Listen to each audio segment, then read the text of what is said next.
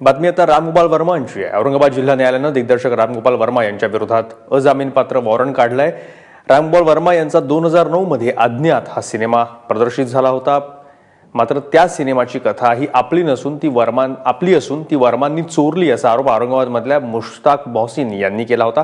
त्यावर न्यायालयाने रामगोपाल वर्मांसह निर्माते रॉनी स्क्रूवाला यांच्या विरोधातही अटक वॉरंट काढलाय।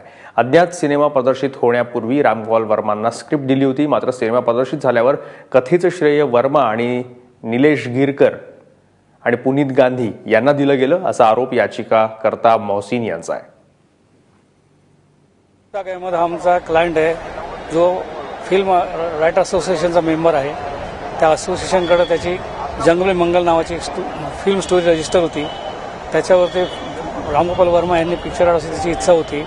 त्यांनी त्याप्रमाणे त्यांना ती स्टोरी पाठवली। त्या कॉपीच्या आधारे त्यांनी तो नाव बदलून अज्ञात या नावाचा पिक्चर काढला।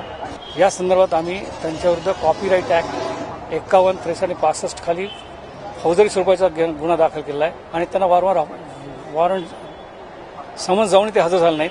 शेवटी त्यांच्यावरती आज अजामीनपात्र वॉरंट काढण्यात आलेलं आहे, जेव्हा त्यांना 30 मे 2005 ला हजर होणं आवश्यक आहे।